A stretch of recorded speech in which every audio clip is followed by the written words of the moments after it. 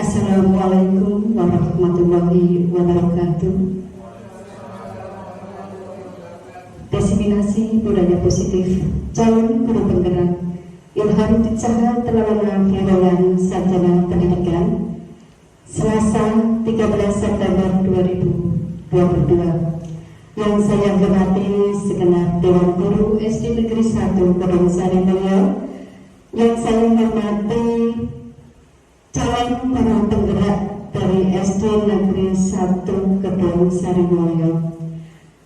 Pertama-tama marilah kita panjatkan puji syukur kehadirat Tuhan Yang Maha Esa karena limpahan rahmat serta hidayahnya. Maka pada siang hari ini kita masih diberi kesempatan untuk bertemu dalam acara diseminasi budaya positif di SD Negeri 1 Kedung Sari Mulyo. Sebelum acara ini kita mulai, terlebih dahulu akan kami bacakan susunan acaranya. Yang pertama, pra acara menyanyikan lagu Indonesia Raya dan Mas Jepara. Kemudian yang kedua, sambutan. Yang ketiga, diseminasi yang akan disampaikan oleh Saudara Ilham Dicaha Telawala Firawan. Hadirin yang saya hormati, marilah kita mulai acara ini dengan pra-acara, yaitu menyanyikan lagu Indonesia Raya dan Mas Jepara. Hadirin dipersilakan untuk berdiri.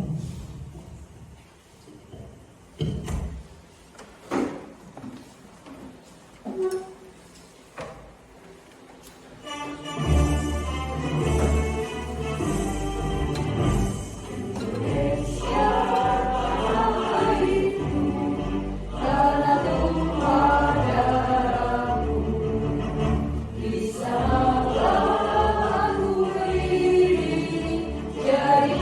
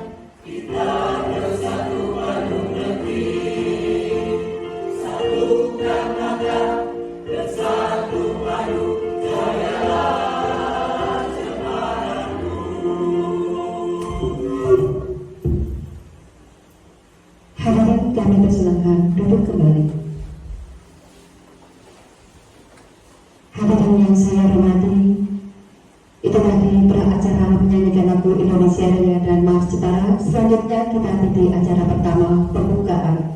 Mari acara ini kita awali dengan bacaan basmalah bersama agar apa yang kita lakukan pada hari ini nanti dapat bermanfaat untuk semuanya.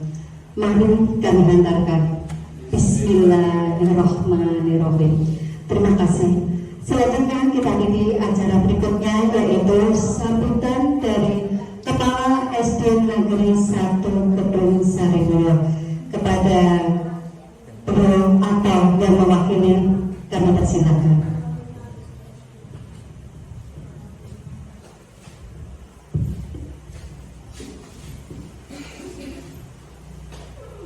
Assalamualaikum warahmatullahi wabarakatuh. Yang saya hormati Bapak Ibu Guru, yang saya hormati calon guru perguruan Bapak Ilham Ditjaya Taruna Viroyan Sarjana Pendidikan. Yang berbahagia, pertama-tama mari kita tidak lupa untuk selalu memanjatkan puja dan syukur kehadirat Allah Subhanahu wa Ta'ala, yang mana pada saat ini, pada kesempatan kali ini kita tetap selalu diberi kesehatan. Tidak lupa salawat salam kita hadirkan ke junjungan kita Nabi Agung Muhammad SAW, yang nantinya kita lakukan syafaatnya di yaumul qiyamah. Bapak Ibu Guru sekalian, pada kesempatan kali ini, pada kesempatan yang terbaik ini, Pak Ilham Ditjaya akan menawarkan diseminasi calon guru pembimbing. Nantinya kita akan mengikuti secara seksama. Jadi kita akan Pak Ilham akan memaparkan diseminasi tentang budaya positif. Selanjutnya saya mewakili dari Bapak Kepala Sekolah yang pada pagi hari ini, pada siang hari ini tidak bisa hadir karena ada keperluan di Sarkodik. Bapak Ibu dan sekalian, nanti kita bersama akan mengikuti dengan awal sampai akhir semoga pelaksanaan dari diseminasi pada hari ini berjalan dengan lancar, sukses, dan selanjutnya dapat berhasil sebagai guru pembelajaran pada tahun 2022 ini. Bapak Ibu, untuk tidak mengulur waktu, secara terbuka acara ini saya nyatakan resmi dibuka atau dimulai.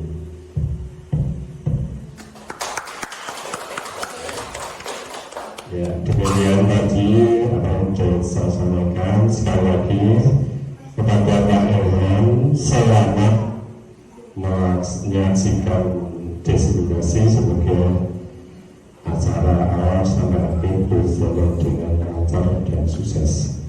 Demikian yang dapat saya sampaikan. Sekali lagi saya mengakhiri Bapak Kepala Sekolah. Apabila ada kekurangan, kegelapan, mohon maaf yang sebesar-besarnya. Akhir kalam, wassalamualaikum warahmatullahi wabarakatuh.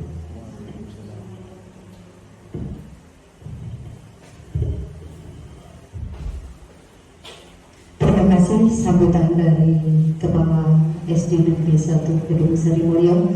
Selanjutnya kita ikuti acara yang inti, yaitu diseminasi budaya positif dari calon guru penggerak Ilham Ditjaya Taruna Viroyan Sarjana Pendidikan. Kepada Bapak Ilham Ditjaya Taruna Viroyan, kami persilakan.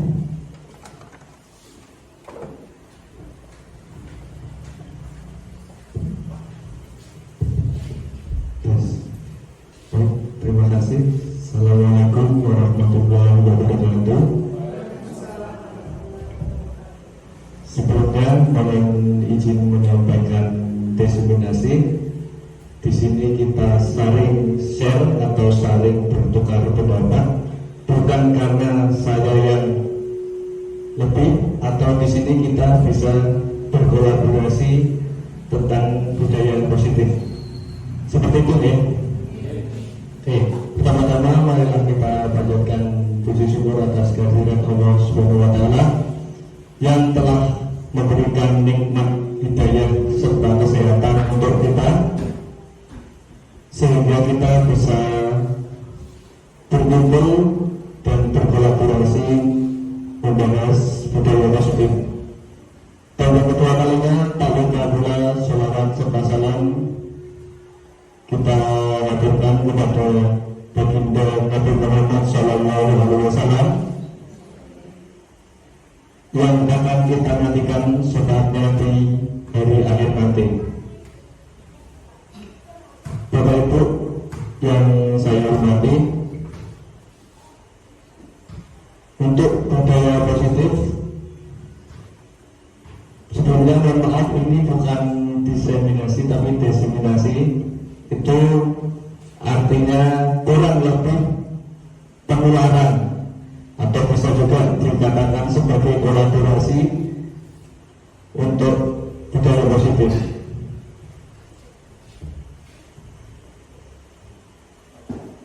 Di sini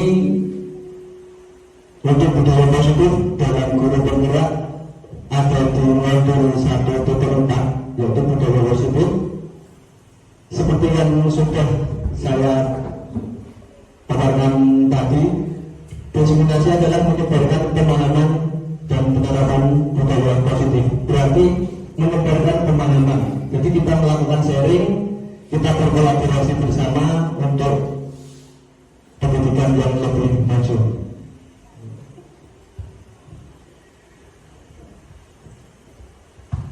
Selanjutnya konsep dasar budaya positif. Sebelum masuk ke konsep dasar budaya positif, saya ingin menyamakan persepsi bahwa menurut pendidikan menurut Ki Dewantara, pembelajaran adalah harus ditentukan sesuai kodrat anak dan kodrat alam anak. Jadi semua pendidikan atau semua pembelajaran itu disesuaikan dengan kodrat alam, bukan kodrat alam dan kodrat siswa, bukan siswa yang menyesuaikan oleh guru. Itu kita menyamakan persepsi terlebih dahulu ya. Itu terus konsep dasar budaya positif yang pertama adalah disiplin positif dan nilai-nilai kebajikan. Ini nanti konsepnya. Dan yang kedua ada teori motivasi, hak penghargaan dan restitusi. Yang ketiga adalah keyakinan kelas. Selanjutnya ada kebutuhan dasar manusia dan dunia berkualitas. Yang selanjutnya ada restitusi, ada 5 posisi kontrol. Kalau kita berarti 5 posisi kontrol sebagai guru.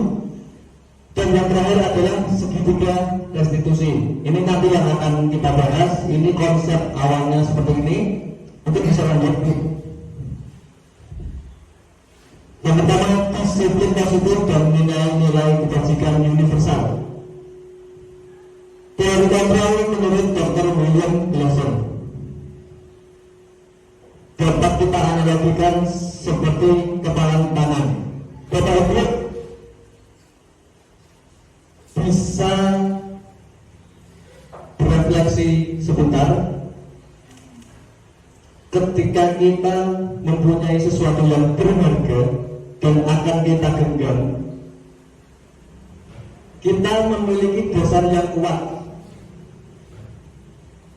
Barang yang saya genggam tidak akan saya lepaskan, apapun itu, dan siapapun yang menginginkan barang tersebut tidak akan saya lepaskan. Ini namanya teori kontrol. Berarti yang bisa membuka genggaman tangan hanya saya atau hanya diri sendiri. Itu teori kontrol yang analogi kepalan tangan. Siapapun, entah kita mendapatkan intimidasi dari luar dari orang lain untuk membuka kepalan tangan, berarti yang bisa mengontrol adalah kita. Mungkin lanjut. Ini yang sudah tadi, ilusi guru mengontrol murid. Pada dasarnya kita tidak dapat memaksa murid untuk berbuat sesuatu jikalau murid tersebut memilih untuk tidak melakukannya. Ini konsep pendidikan yang saya katakan tadi, bahwa pendidikan harus disesuaikan dengan kodrat alam anak dan kodrat siswa dan kodrat alam. Jadi kita yang melayani siswa, bukan siswa yang harus mengikuti kita. Maunya siswa seperti ini, maunya siswa seperti ini, A, B, C. Bukan kita yang harus mengontrol siswa. Seperti itu. Walaupun katanya guru sedang mengontrol perilaku murid, hal demikian terjadi karena siswa sedang mengizinkan dirinya dikontrol. Berarti mengizinkan dirinya dikontrol. Padahal konsep tadi menurut Glaser tadi, yang bisa mengontrol seseorang adalah diri kita sendiri, bukan orang lain. Saat itu bentuk kontrol guru menjadi kebutuhan dasar yang dipilih murid tersebut. Teori kontrol menyatakan bahwa semua perilaku memiliki tujuan, bahwa terhadap perilaku yang tidak disukai. Bisa jadi anak kita nurut dengan apa yang kita katakan. Itu bukan karena, bisa jadi, maaf, bukan karena dia menurut apa yang kita katakan, tapi dia hanya seolah-olah menurut. Daripada dimarahi sama bapak guru, daripada nanti berhukum, yang penting nurut. Itu sebenarnya masih keliru dalam konsep pendidikan yang awal tadi kita bahas. Oke, lanjut. Yang C, ilusi bahwa semua penguatan positif, efektif, dan bermanfaat. Penguatan positif atau bujukan adalah bentuk-bentuk kontrol. Berarti, kamu jangan bermain bola di halaman. Nanti kalau bolanya kena kaca, nanti akan pecah. Kamu yang nanti disalahkan. Itu bentuk-bentuk teori kontrol. Segala usaha untuk mempengaruhi murid agar mengulangi suatu perilaku tertentu adalah suatu usaha untuk mengontrol murid tersebut. Dalam jangka waktu tertentu, kemungkinan murid tersebut akan menyadarinya dan mencoba untuk menolak bujukan kita, atau bisa jadi murid tersebut menjadi tergantung pada pendapat sang guru untuk berusaha. Jadi ketika kita setiap hari memberikan kontrol kepada siswa, itu ada dua yang akan terjadi. Yang pertama, siswa takut, betul. Dan yang kedua, siswa akan semakin memberontak. Seperti itu ya. Lanjut. Yang B, ilusi bahwa kritik dan membuat merasa bersalah dapat menguatkan karakter. Ini yang sering dilakukan oleh guru-guru. Saya sendiri masih melakukan seperti itu, dan pelan-pelan akan saya perbaiki. Menggunakan kritik dan rasa bersalah untuk mengontrol murid menuju pada identitas gagal. Mereka belajar untuk merasa buruk tentang diri mereka. Mereka mengembangkan dialog diri yang negatif. Kadang kala sulit bagi guru untuk mengidentifikasi bahwa mereka sedang melakukan perilaku ini, karena seringkali guru cukup menggunakan suara halus untuk menyampaikan negatif. Jadi memarahi anak itu tidak serta-merta menggunakan kata-kata atau intonasi yang keras. Bisa dengan intonasi yang halus, tapi secara tidak langsung memojokkan anak. Seperti tadi, kalau kamu sepak bola terus kena kaca, kamu dimarahi, kamu mau ganti. Sebenarnya itu halus, itu tidak, istilahnya tidak memarahi anak, tapi menghakimi atau menghukum anak. Kritik membuat merasa bersalah. Oh ya, aku nendang kena pocong pecah. Itu membuat merasa anak bersalah. bagus untuk teori kontrol sesaat kalau saya, tapi kedepannya susah. Lanjut. Yang lain, ilusi bahwa orang dewasa memiliki hak untuk memaksa. Ini juga di SD kita kan banyak siswa yang karakternya masih abstrak atau karakternya kita masih belum tahu, dan mereka anak kecil mau tidak mau harus menuruti guru sebagai orang dewasa. Banyak orang dewasa yang percaya bahwa mereka memiliki tanggung jawab untuk membuat murid-murid berbuat hal tertentu. Aku yang gede, aku pernah jadi cilik. Banyak kata-kata seperti itu. Saya sudah pernah menjadi anak kecil. Ya gue nurut tau, kamu menurut saja. Itu belum pas kalau saya. Karena kehidupan kita waktu kecil dengan kehidupan mereka di saat sekarang itu berbeda. Prosesnya mereka berbeda. Jadi tidak bisa dibanding-bandingkan kalau lagi zaman sekarang. Lanjut. Selanjutnya nilai-nilai kebajikan. Ada beberapa nilai-nilai kebajikan. Yang pertama, profil pelajar Pancasila, yaitu beriman bertakwa kepada Tuhan Yang Maha Esa dan berakhlak mulia, mandiri, bernalar kritis, berkebinekaan global, gotong royong dan kreatif. Ini tentunya sudah tidak asing bagi kita. Selanjutnya adalah keterampilan hidup. Yang pertama, dapat dipercaya, lurus hati, pendengar yang aktif, tidak merendahkan orang lain, memberikan yang terbaik dari diri. Lanjut Bunda. Selanjutnya petunjuk hidup, yaitu peduli, penalaran, bekerja sama, keberanian, keingintahuan, usaha, keleluasan atau fleksibilitas, berorganisasi, kesabaran, keteguhan hati, kehormatan, memiliki rasa humor, berinisiatif, integritas, pemecahan masalah, sumber pengetahuan, tanggung jawab, dan persahabatan. Lanjut. Selanjutnya teori motivasi, hukuman, dan penghargaan restitusi, yaitu menurut Daniel Goosen dalam bukunya Restructuring School Discipline ada 3, yaitu yang pertama untuk menghindari ketidaknyamanan atau hukuman. Tadi bisa jadi ketika anak tersebut kita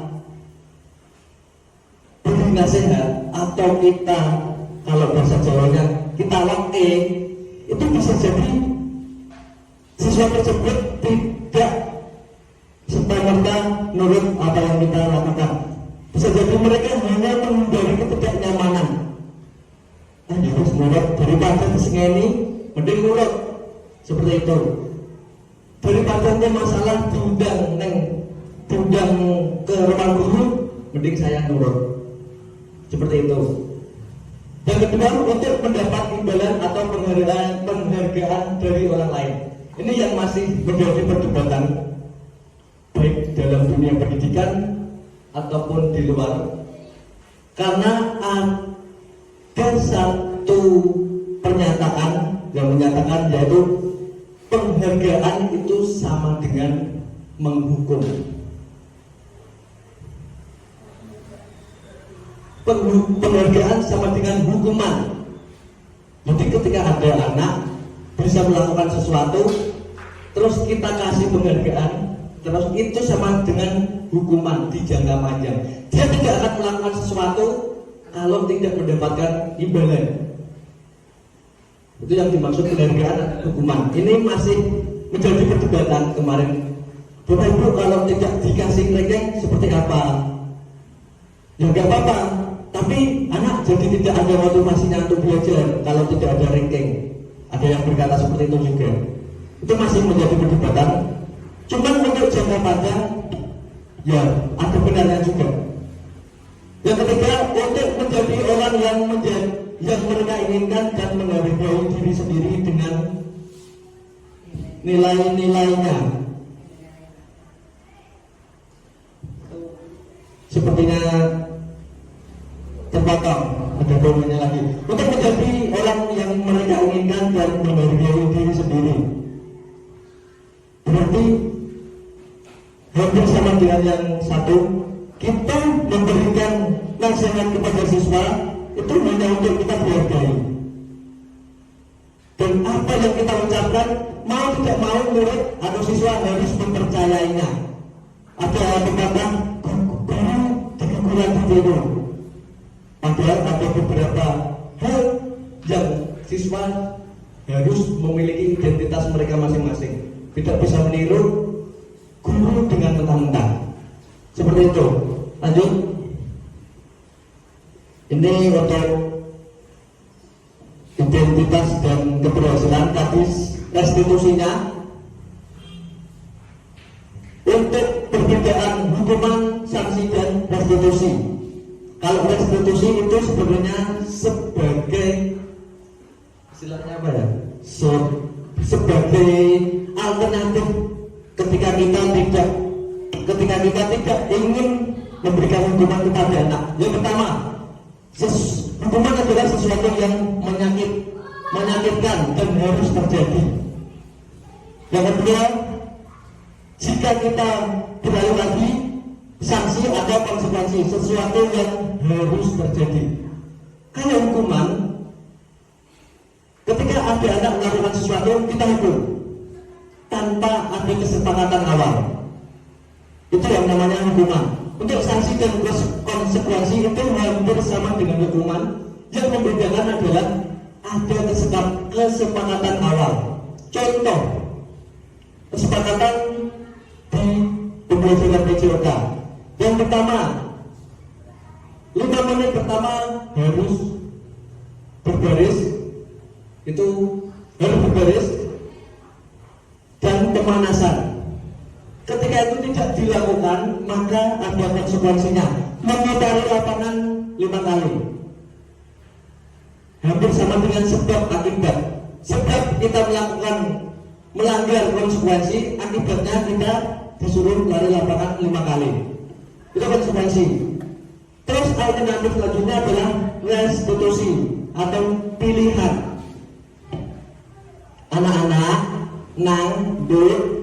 kamu sudah melanggar apa yang sudah menjadi kesepakatan kita.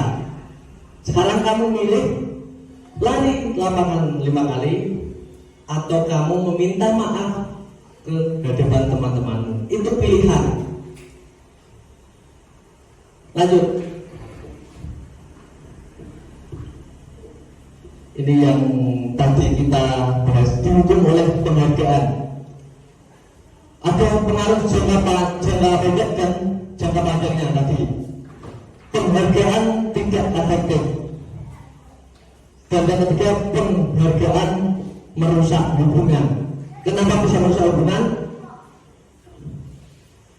Ketika disebut penghargaan dan itu akan diberikan kepada siswa yang telah mencapai apa yang kita inginkan, itu sebuah penghargaan. Lalu bagaimana dengan siswa yang tidak bisa mencapai apa yang kita inginkan? Contoh, penghargaan ranking anak ranking 1, 2, 3 akan baik untuk anak yang ranking 1, 2, 3. Lalu bagaimana dengan anak yang rankingnya paling akhir? Anak yang rankingnya paling tengah, otomatis dia akan istilahnya ada hal-hal negatif yang akan dia pikirkan ke teman-temannya. Cahaya ranking 1 paling niron, paling ngebat, seperti itu. Akan ada sesuatu yang negatif, karena dasar manusia itu akan berpikir negatif. Yang lanjut, penghargaan menurunkan kualitas. Jelas, seseorang atau kelompok yang bekerja tidak mengutamakan sebuah penghargaan, itu kualitasnya akan tinggi. Dia akan ikhlas mengerjakan sesuatu. Tapi ketika yang dikerjakan adalah penghargaan, ketika penghargaan tersebut tidak didapat, kualitasnya akan menurun. Yang nomor 7, penghargaan menghukum. Hampir sama dengan tadi yang saya jelaskan. Penghargaan itu sama dengan menghukum di jangka panjang. Yang nomor 8, motivasi dalam diri intrinsik. Penghargaan juga menghilangkan motivasi. Ketika kita tidak bisa mencapai apa yang sudah ditetapkan dan dijadikan sebuah penghargaan atau patokan, ketika kita sudah jauh di bawahnya, motivasi kita akan menurun. Seperti tadi, anak yang memiliki ranking di bawah paling bawah, otomatis motivasi belajar mereka akan menurun. Paling yang ranking 1 si A, paling yang ranking 2 si B, itu otomatis akan menurunkan motivasinya.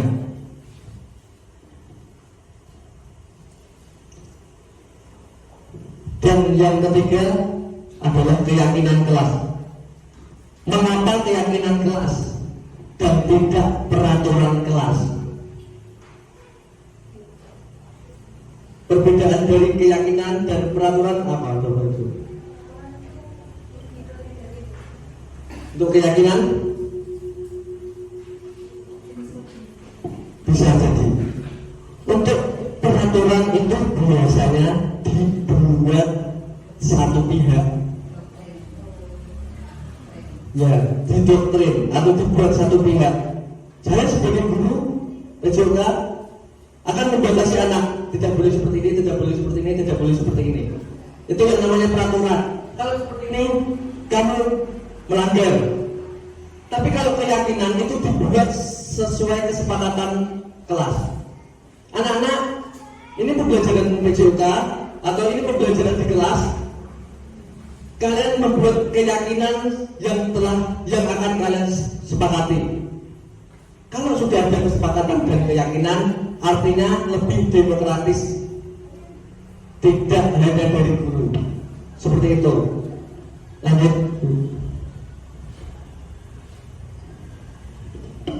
Pembentukan keyakinan kelas. Keyakinan kelas bersifat lebih abstrak daripada peraturan yang lebih rinci dan konkret. Biasanya peraturan itu lebih membatasi, lebih rinci, atau istilahnya lebih gendoli. Keyakinan kelas berupa pernyataan-pernyataan universal. Pernyataan keyakinan kelas senantiasa dibentuk dalam bentuk positif. Kata-katanya berarti dibentuk dalam kata-kata positif. 15 menit tidak boleh keluar ruangan. Itu kata-kata positif. Kata-kata negatif. Anak-anak, ketika Bapak Ibu keluar,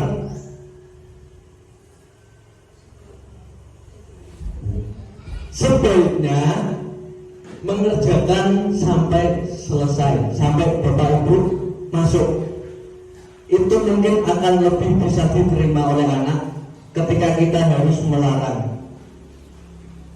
Seperti itu. Keyakinan kelas sebaiknya sesuatu yang dapat diterapkan di lingkungan tersebut. Berarti ya harus disesuaikan dengan kelas masing-masing, karena setiap kelas karakteristiknya berbeda-beda. Kelas 3 tidak bisa disamakan dengan kelas 2. Jelas.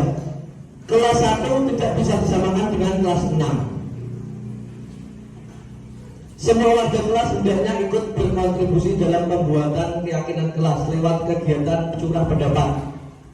Ini yang saya sampaikan.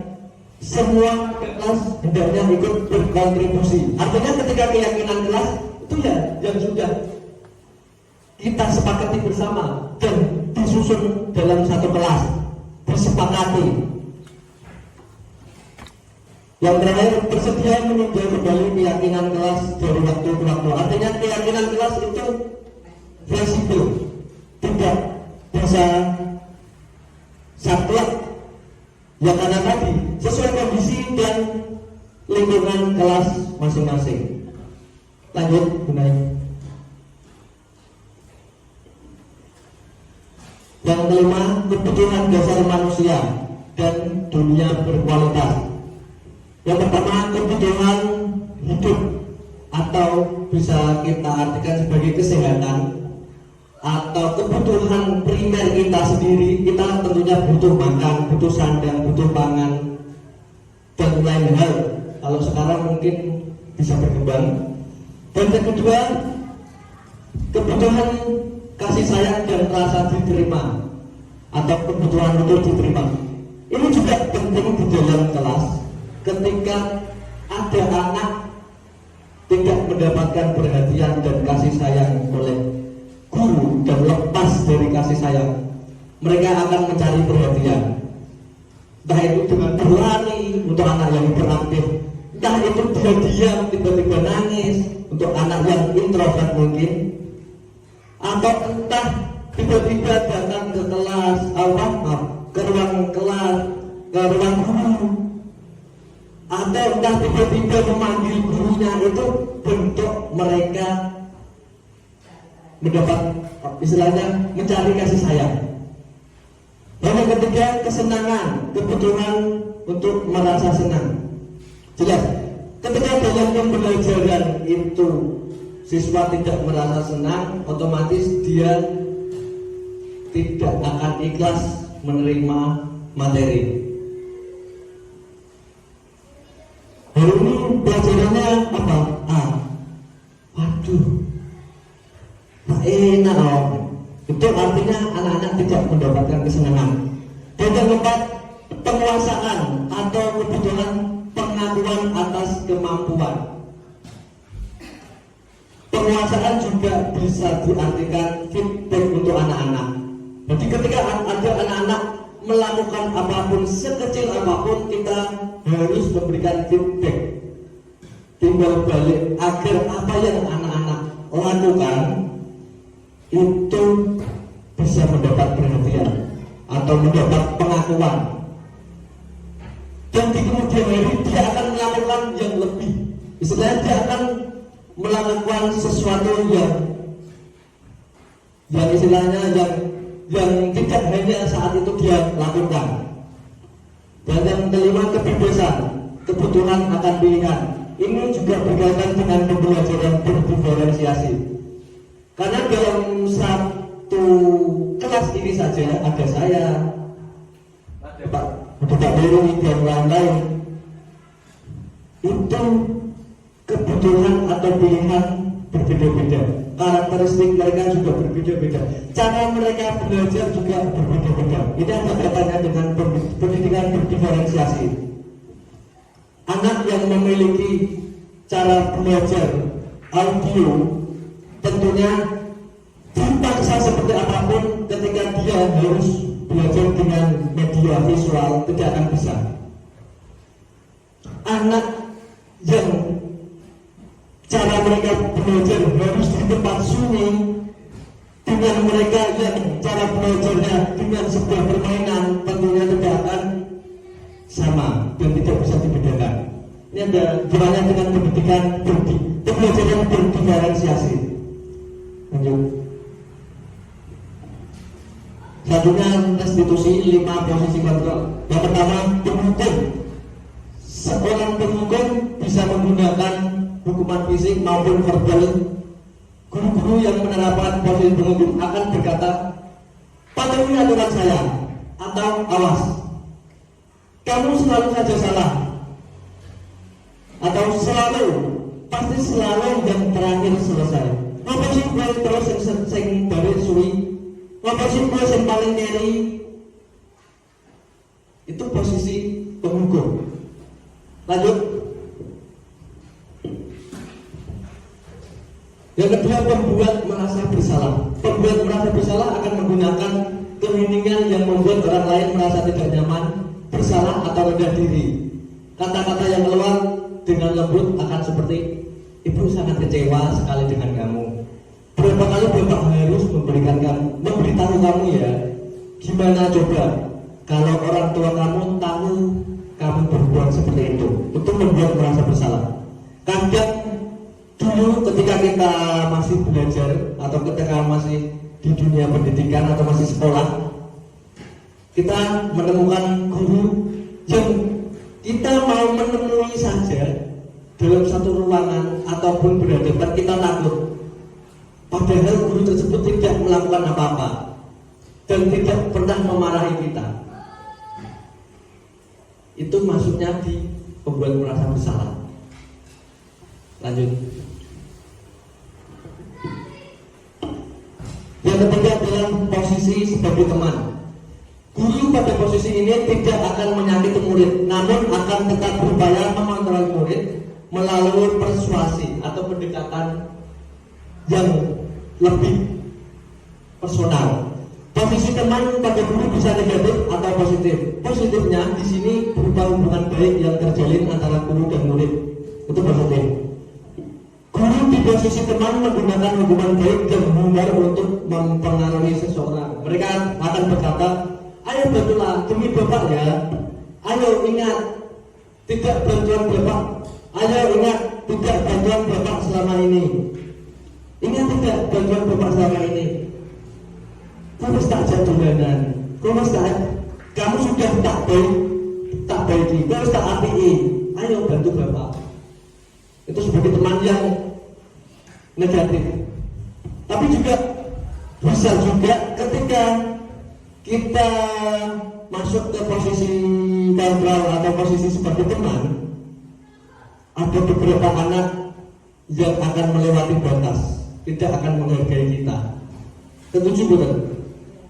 Ketika kita lebih dekat dengan anak, seringkali dia malah menjadi tidak patuh atau tidak menghargai kita.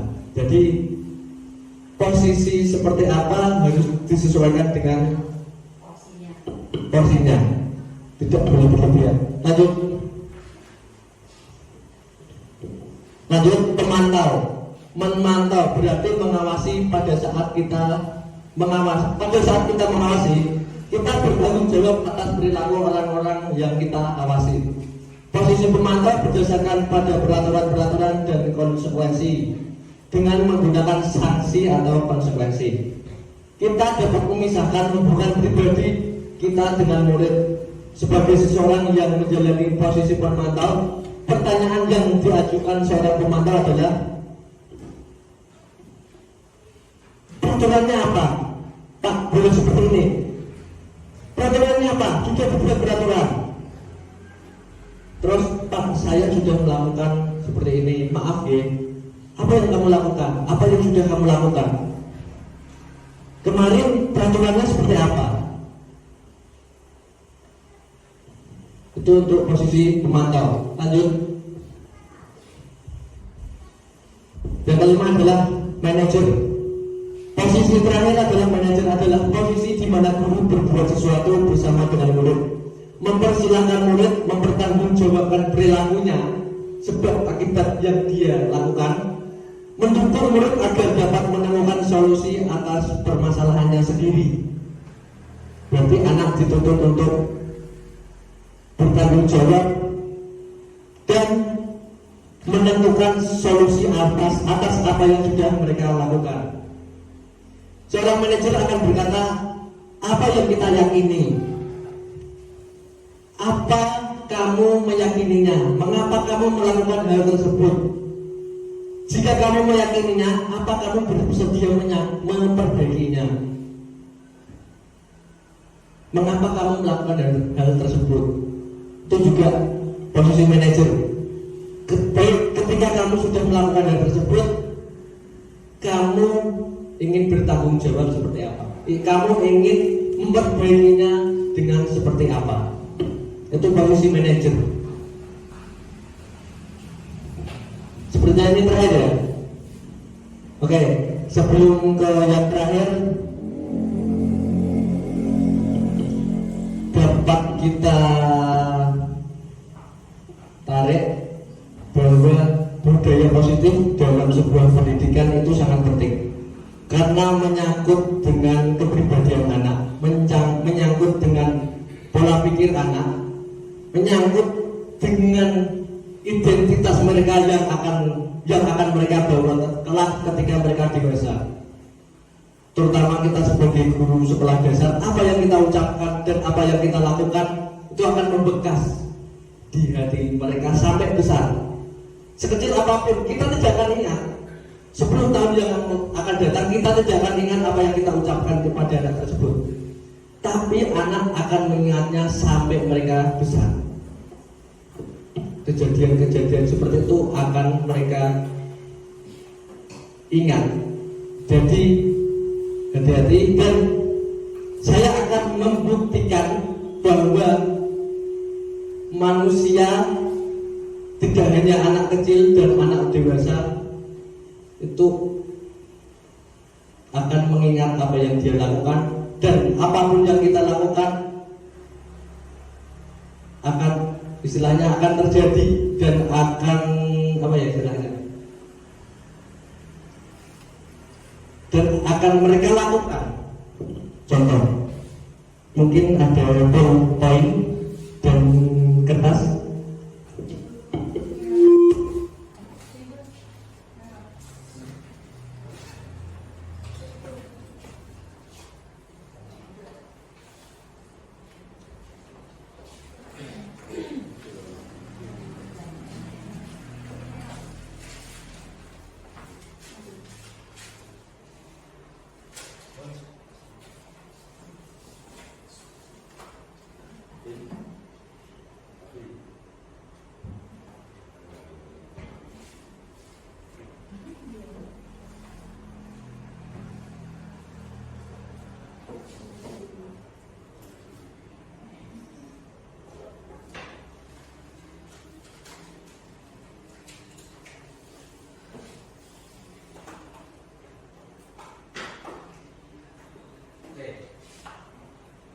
Mungkin saya butuh bantuan satu guru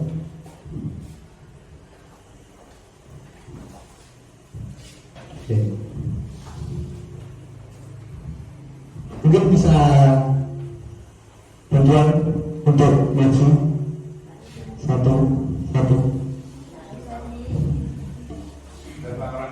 satu hanya satu orang. Oke, benar. Siapapun yang mendapatkan tas ini silakan bisa diambil dan ditaruh di kantong. Jangan dibuka sebelum saya membukanya. Paham? Siap ya?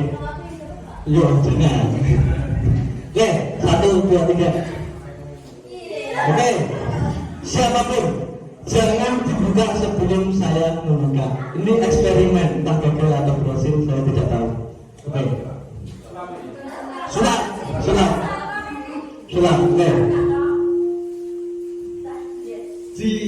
Digenggam saja. Oke. Jangan dibuka sebelum saya membuka. Itu intimidasi. Dan intimidasi dia berarti yang berhak melakukan kontrol adalah diri sendiri. Itu salah satu contoh. Oke, saya ada 4 dorong. Yang pertama ini beban, ini air mineral, termos, dan ini buku. Oke, ini oke,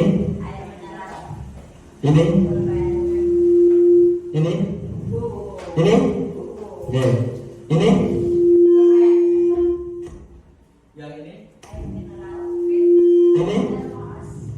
ini oke, ini nama bunyi oke, ini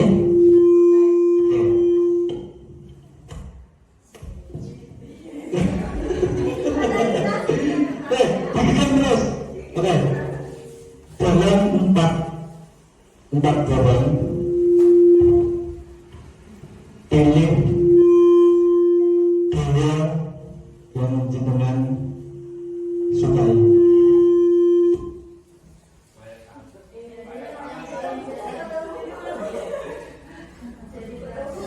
Ini eksperimen, maksud Tidak harus itu. Oke. Dari dua barang ini jenengan milih, dari empat barang jenengan milih dua. Oke. Dari dua barang pilih satu yang jenengan sukai. Oke. Ini tema tereliminasi masih tiga buku. Oke. Masih tiga buku. Ini tereliminasi ya. Ini ya. Baik. Dari tiga buku, dari tiga barang air mineral, buku dan pulpen, pilih satu yang tidak kamu sukai.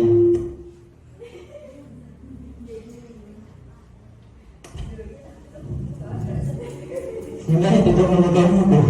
Tapi kita tidak bisa ikutan lagi. Oke, masuk. Kalau pulpen filosofinya, kehidupan itu bisa direncanakan. Pulpen bisa merencanakan sesuatu. Oke. Sama dalam yang jenengan taruh situ. Oke, itu disingkirkan. Yes, ya. Dari dua barang ini, pilih satu yang kamu sukai.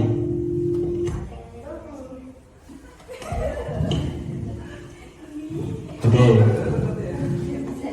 Ini eliminasi. Ini disukai. Oke, jenengan bahwa ini tereliminasi dua, silakan duduk. Silakan duduk. Dari kehidupan seseorang, kehidupan orang lain itu bisa didoktrin, dan apapun yang kita katakan akan masuk ke dalam pikirannya mereka dan akan melakukan apa yang akan kita katakan. Brunei tidak menyukai buku dan diserahkan ke Pak Dori. Brunei tidak menyukai buku. Oh ya, ya jadi Pak, Brunei tidak menyukai buku. Kan jadi tiga pilihan. Itu kan sudah Sudah, terus buku 3 buku dikasihkan ke Pak Dori. Oke. Kalau yang mampu, artinya ilmunya. Oke, siap, masuk. Oke.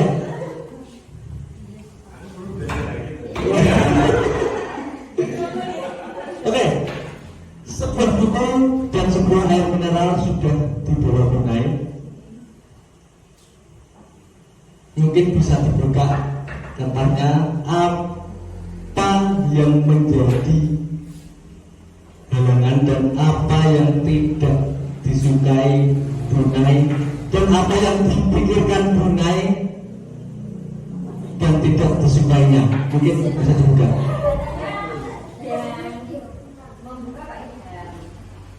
Yang harus membuka Pak Ida seperti itu kan. Berarti posisi, oke, boleh, silakan. Posisi kontrol saya kuat.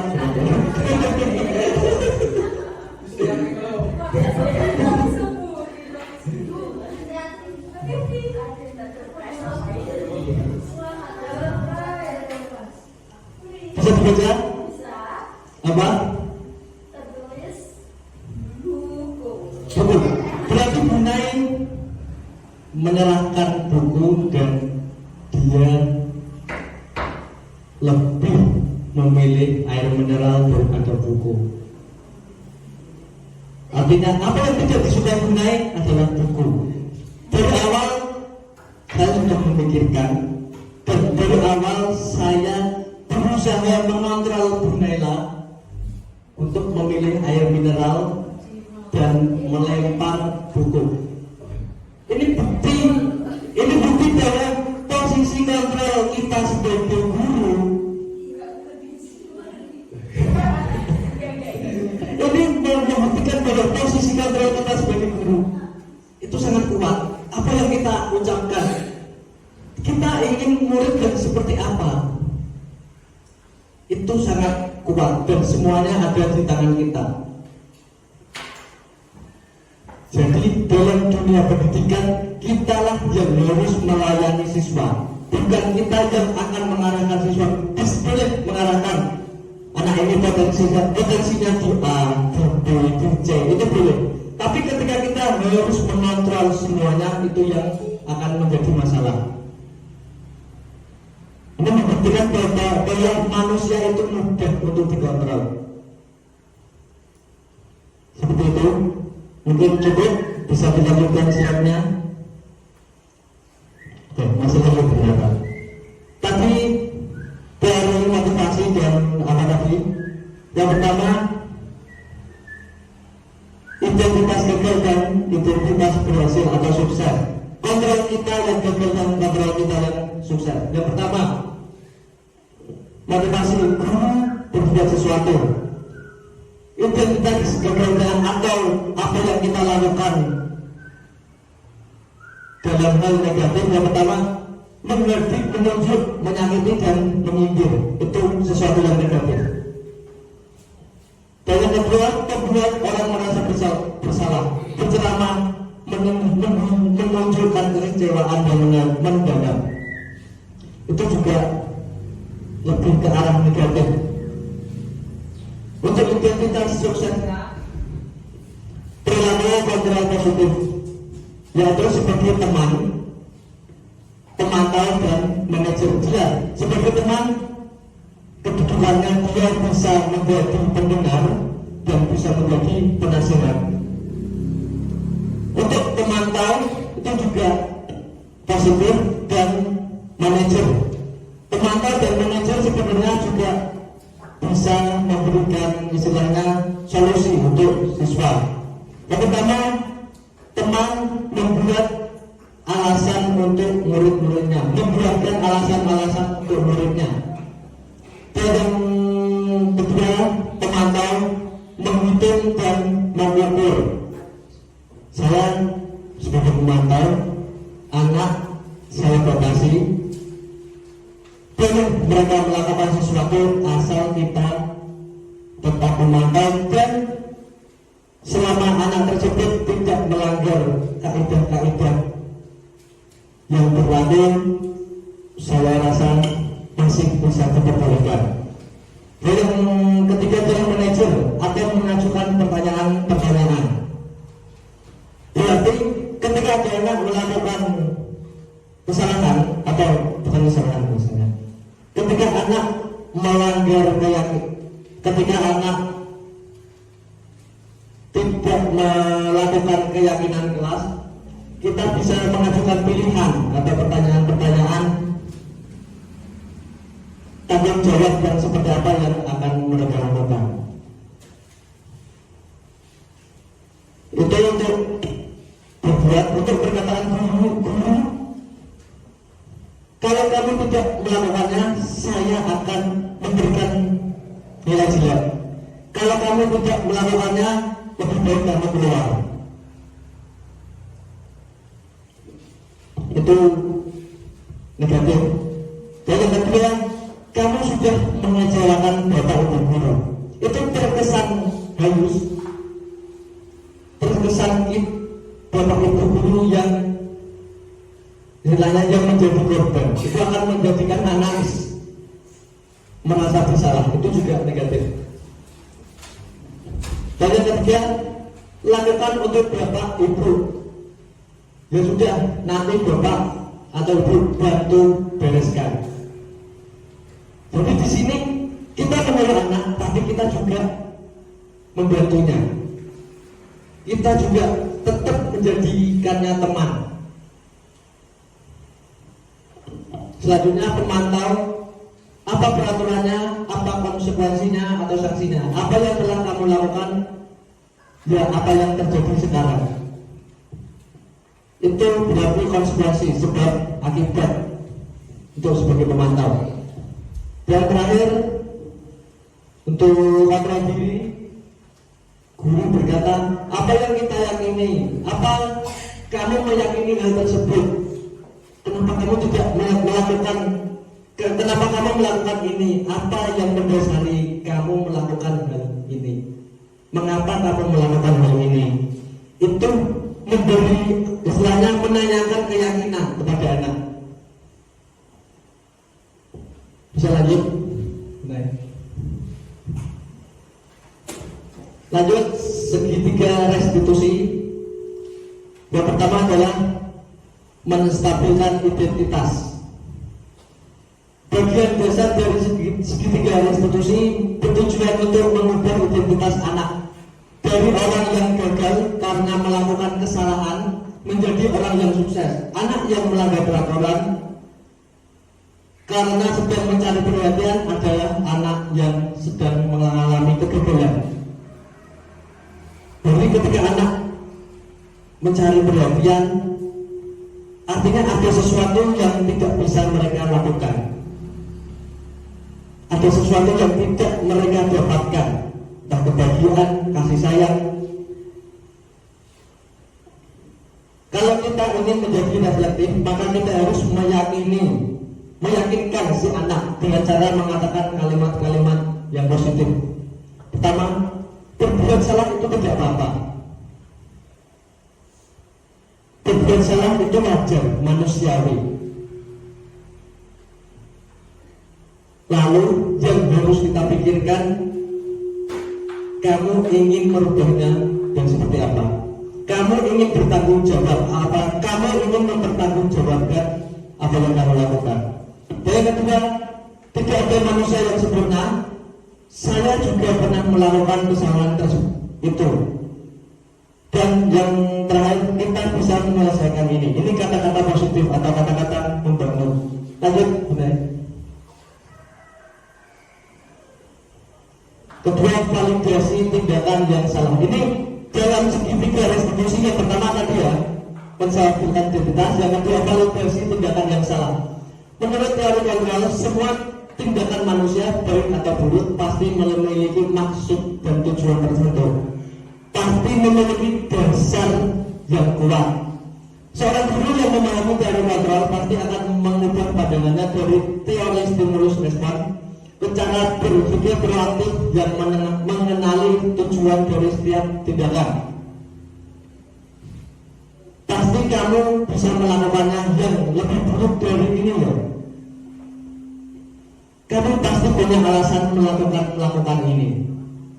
Kamu patut bangga pada dirimu sendiri karena kamu telah melindungi sesuatu yang penting buat kamu. Itu juga seolah-olah membela si anak, tapi juga bisa merubahnya dan bisa merubah cara berpikir mereka ke arah yang lebih positif. Dan terakhir, kamu boleh mempertahankan sikap itu, tapi kamu harus menambahnya sikap yang baru.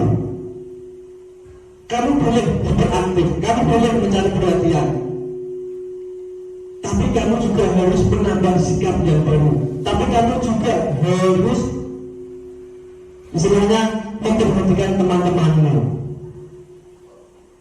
Kamu boleh beraktif, kamu boleh melakukan sesuatu yang kamu inginkan, tapi juga harus kamu imbangi dengan menghargai teman-temanmu. Itu istilahnya 1:1. Satu pernyataan harus diikuti dengan pernyataan yang lain 1:1. Lanjut, Bunda. Yang segitiga restitusi yang ketiga, menanyakan keyakinan. Teori kontrol menyatakan bahwa kita pada dasarnya termotivasi secara internal. Ketika identitas sukses telah mencapai langkah 1 dan tinggal laku yang salah telah divalidasi, maka anak akan siap untuk dihubungkan dengan nilai-nilai yang dia percaya dan berpindah menjadi orang yang dia inginkan. Untuk yang harus kita lakukan, yang harus kita tanyakan kepada anak, apa yang kita percaya sebagai kelas atau keluarga? Apa nilai-nilai umum yang telah kita sepakati? Apa bayangan kita tentang kelas yang ideal? Kamu mau jadi orang yang seperti apa? Tidak apa-apa nak, semua orang pernah melakukan kesalahan. Sekarang kamu ingin memperbaikinya sesuai keinginanmu. Sesuai apa? Selanjutnya, ketika kamu sudah memperbaiki semuanya, kamu ingin menjadi orang yang seperti apa? Itu artinya ketika anak semuanya sudah ditanyakan, akan timbul pertanyaan yang memotivasi anak. Oh, aku sudah melakukan kesalahan. Bapak Ibu menyadari kesalahan saya. Dan setelah saya melakukan kesalahan, Bapak Ibu menanyakan, aku ingin jadi anak yang seperti apa. Dari kesalahan-kesalahan yang saya lakukan, saya akan memperbaikinya dan saya ingin menjadi seseorang yang saya inginkan atau yang saya hadapkan. Lanjut, Bunda. Ini contoh segitiga restitusi. Bisa keluar, Bunda. Exit.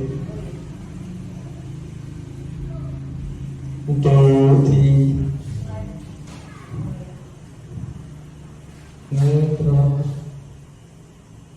ini. Ya betul. Ini contoh segitiga restitusi, tapi ya mohon maaf kalau jelek.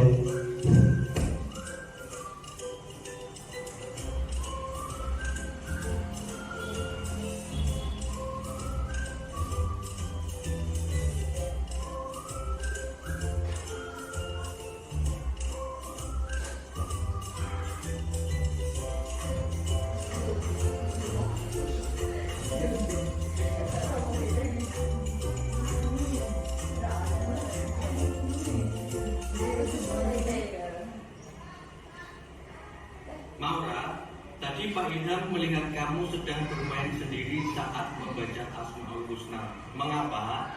Ya, maaf Pak, saya tadi merasa bersemangat. Akhirnya tidak fokus membaca Asmaul Husna.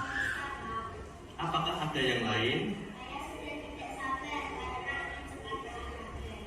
Apakah kamu suka olahraga? Saya sangat suka Pak, olahraga pelajaran yang saya tunggu. Saya ingin punya prestasi di olahraga. Baik, Maura, semangat mengikuti pelajaran itu bagus. Menghargai teman yang sedang menjalankan kesepakatan kelas juga penting. Baik Pak. Apakah kamu masih ingat kesepakatan kelas kita? Masih ingat Pak. Baiklah, Pak Ilham tidak mencari kesalahan kamu. Pak Ilham hanya mengingatkan kamu tentang kesepakatan kelas yang sudah dibuat bersama. Saya minta maaf Pak, saya janji tidak mengulanginya lagi. Permintaan maaf Bapak terima. Kembali ke kelas dan lakukan apa yang kamu ucapkan tadi. Semoga kamu selalu sukses. Iya Pak, terima kasih. Sama-sama.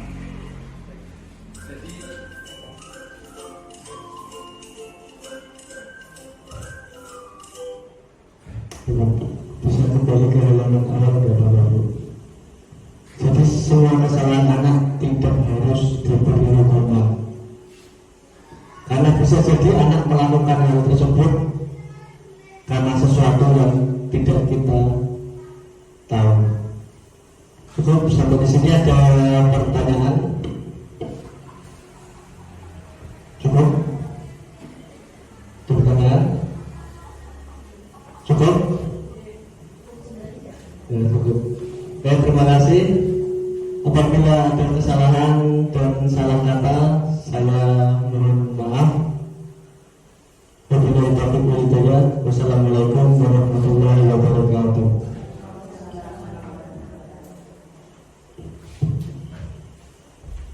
Terima kasih. Itulah tadi pemaparan yang positif di SD Negeri 1 Kedung Sari Mulyo. Karena waktu sudah menunjukkan pukul 14, mari acara ini kita akhiri dengan bacaan hamdalah bersama. Mari kami hantarkan Alhamdulillahirrahmanirrahim. Demikian saya sebagai pembawa acara mohon maaf apabila ada kesalahannya. Akhirul kalam, wabillahi taufiq wal hidayah. Wassalamualaikum warahmatullahi wabarakatuh.